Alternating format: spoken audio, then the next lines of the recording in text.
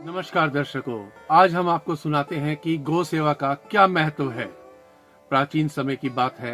अयोध्या के राजा दिलीप धर्मपरायण, पराक्रमी और प्रजा को सदैव सुखी रखने वाले सम्राट थे।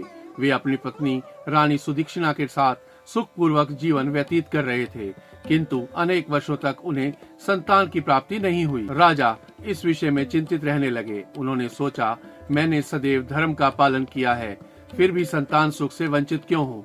समाधान हेतु अपनी पत्नी संग महर्षि वशिष्ठ के आश्रम पहुँचे।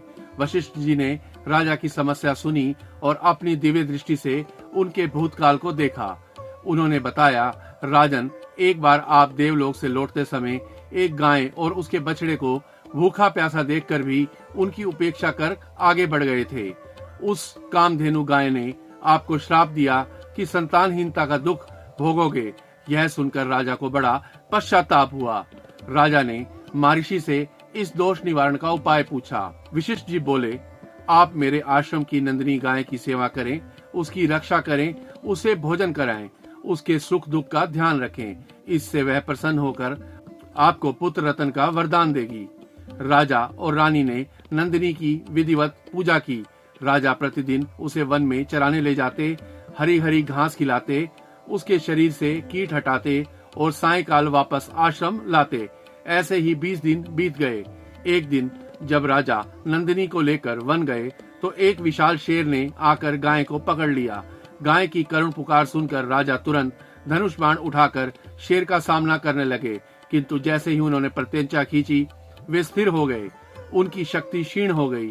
तभी शेर बोला, राजन, मैं भगवान शिव का वाहन हूँ, मुझे मारना तुम्हारे वश में नहीं है। विधाता ने इस गाय को मेरा आहार बनाया है, अतः तुम हस्तक्षेप न करो। राजा ने हाथ जोड़कर कहा, हे मृगराज, यह गाय महर्षि वशिष्ठ की संपूर्ण मनोरथ को पूर्ण करने वाली नंदिनी है। यदि तुम इसे खाना चाहते हो तो पहले मुझे खाओ। मैं गौ माता की रक्षा के लिए अपने प्राण देने को तैयार हूँ। राजा की निष्ठा देखकर शेर का स्वर बदल गया। अचानक गाय का रूप बदलकर एक दिव्य देवी के रूप में प्रकट हुई नंदिनी प्रसन्न होकर बोली, राजन, यह मेरी माया थी, जिससे मैं तुम्हारी भक्ति की परीक्षा ले रही थी। तुमने प्राण देकर भी मेरी रक्षा करनी चाहिए, इसलिए मैं तुम्हें वरदान देती हूँ कि तुम्हें तेजस्वी, बलशाली, विद्वान पुत्र की प्राप्ति होगी। राजा भाव विभोर हो गए। वे गाय को लेकर आश्रम लौटे। रानी ने गाय की सेवा की, पूजन किया और उसकी पीठ को स्पर्श किया। कुछ समय बाद उन्हें पुत्र रत्न की प्राप्ति हुई, जो आगे चलकर रघुवंश के महान राजा रघु के रूप में प्रसिद्ध हुए।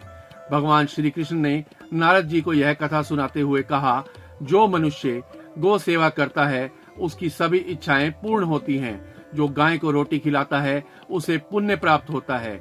जो गाय की पीठ को स्पर्श करता है उसके समस्त दोष समाप्त हो जाते हैं। इसलिए हमें सदैव गौ सेवा करनी चाहिए, गाय की रक्षा करनी चाहिए और उसकी पूजा करनी चाहिए, जिससे जीवन में सुख समृद्धि प्राप्त हो और मृत्यु के बाद उत्तम लोकों की प्राप्ति हो। तो दर्शकों, यह कथा आपको कैसी लगी? अपने विचार कमेंट बॉक्स में अवश्य लिखें और हमारे चैनल को सब्सक्राइब और हमारे वीडियो को लाइक और शेयर अवश्य करें। नमस्कार।